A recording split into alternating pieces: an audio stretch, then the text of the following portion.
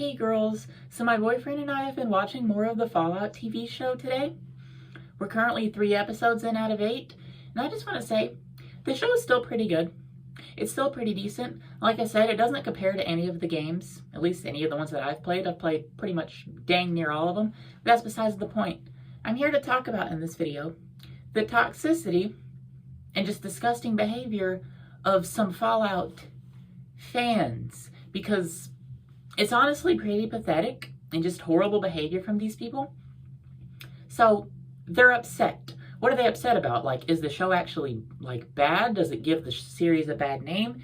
It actually doesn't. The series has been a massive success so far. It's really popular. A lot of people are watching it. It's getting good reviews from critics and fans alike. I know that critic reviews don't really matter, but fan reaction matters more. And it's getting good reviews from both sides of that. But beyond that, it's not only reinvigorating interest from older players who have played the games in the past, it's also bringing in new players. Like, literally, I've been on the Fallout subreddits. I've been on pretty much all of them today, and I've lost count of the amount of posts I've seen where people are like, I've always known about Fallout, but I've never played it. I really like the TV show, and it's helping me get into the games. And then they talk about the game they got into it.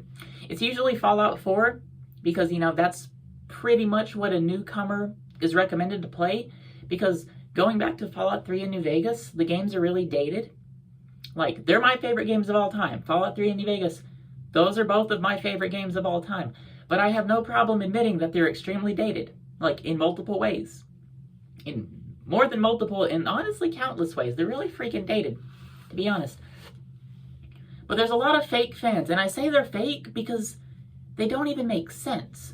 Now, like I said, I haven't finished the series yet, but apparently some of these fans are upset about lore retcons. A retcon, basically, when a plot point or anything is changed abruptly or randomly. And here's the thing. Fallout has always been full of retcons. We're gonna talk about that first, actually. Fallout's always been full of retcons. Literally starting with Fallout 3. There have been lore retcons.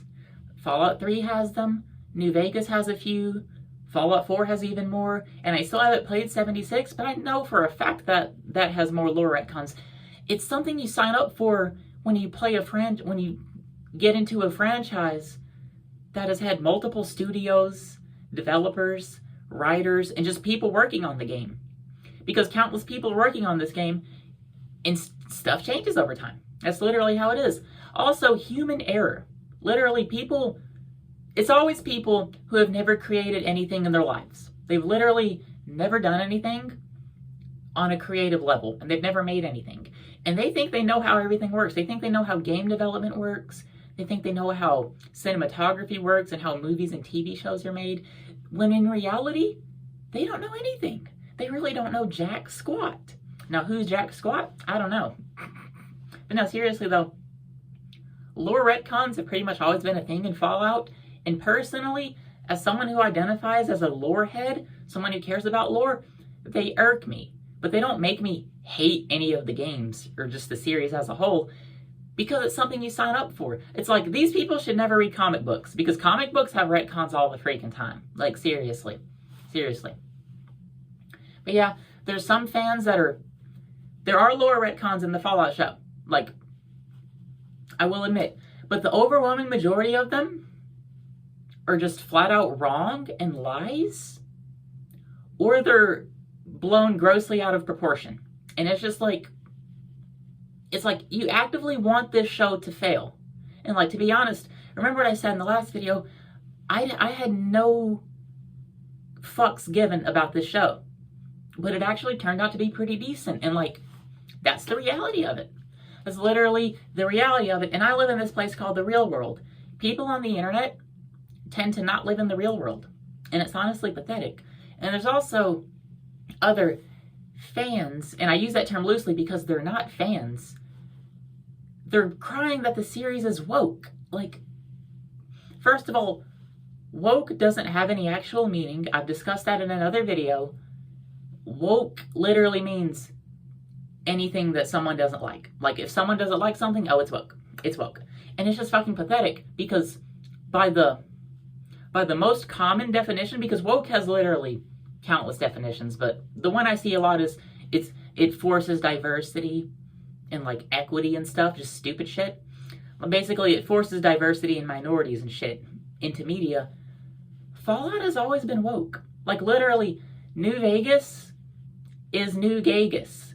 New Vegas is one of the gayest games of all time. Literally, Fallout has always had commentary on capitalism being a flawed system.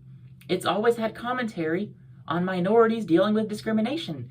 Ghouls are literally coded to be minorities. Like, we don't tolerate your kind around here. Like, I don't know how people cannot make the link. Like, it's literally pathetic. It is literally pathetic. The main reason they're saying the show is woke, by the way, is actually for a bunch of reasons. One is because one of the protagonists is a woman. The other one is a ghoul. And the last one is, I'm pretty sure he's black. I don't actually know the ethnicity of Maximus. And do you know why I don't know his ethnicity? Because I don't care. He could be black. He could be mixed. I don't know. I don't know what he is, and I don't care. All I know is I don't like Maximus as a character. Like, to be completely honest, out of the three protagonists, he's easily my least favorite of the three. Like, 100%. No question. No questions asked. The ghoul is my favorite. Watson Goggins does a great job. Like, he's awesome. I really like him a lot. But yeah, the other thing they're crying about is there's a trans character in the show. There's a trans character in the show. First of all, one of the Fallout games has a trans character. Literally 76 does. I had to fact check that. Other people told me that, and I went to confirm it. 76 has a trans character. So the Fallout show having a trans character is not treading new ground in that sense. And also, from the episodes I've seen so far, the character's not even that important. They are not that important. That's their pronouns. They are a they, them. They're non-binary. Their name's Dane. And they're portrayed by a non-binary actor. And, like, the character's fine. Like, they're literally just a character in the show. Like, there's no... They're not forcing anything. Like, it's just... I didn't write a script for this video. I had multiple things to talk about. These fans are just pathetic. They're literally disgusting human beings. And they're mad that this show is causing people to get into the games. It's like, why are you mad about that? How could you possibly be mad about that? And some of them are like, it's making the normies get into the game, because, you know, normies, normie, it's making, like, casuals get into the games, and, like, they're worried Bethesda's going to start dumbing down the games even more and making them more casual for these players. Fallout games, starting with 3, have always been relatively casual. Like, Bethesda games are not that deep. The last one that I would say was truly deep was Morrowind back in 2002. And honestly, that game wasn't even deep in a good way. For the most part. I don't want to make a blanket statement like that. I haven't played Morrowind in years. Morrowind's a good game, but I hate the gameplay. I just can't get into it. But, like, the thing that makes Bethesda games work, like Fallout 3, New Vegas, with an asterisk beside it because Obsidian made New Vegas, but they had Bethesda's engine and gameplay foundation to build off of. So games like Fallout 3, Skyrim, Oblivion, Fallout 4, and Starfield, they are relatively simplistic. Like, they have depth. They absolutely have depth to the gameplay, but they're honestly pretty easy to get into. Honestly, they're like one step above, like, GTA and COD and all the casual games. Like, these games are not hidden underground gems. They are incredibly mainstream. Like, Fallout 3 sold over 10 million copies and is widely considered to be one of the best games of all time. New Vegas is a literal meme on the internet for being a fantastic RPG experience. Fallout 4 outsold Call of Duty Black Ops 3 on day one. Black Ops 3 ended up outselling Fallout 4 in the end. But think about that. The biggest franchise basically ever in the fucking game industry got outsold by a fucking Fallout game. Fallout is not some niche, underground, hidden indie gem that is only for you. It is built for a wide audience. And you just have to deal with that.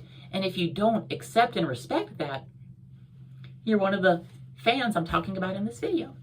And that's really the whole story. But anyway, that's going to be this whole video. It was way longer than I intended it to be. It ended up turning into a rant because these people are just pathetic. Literally fucking pathetic. And that's going to be the whole video. Bye, girls.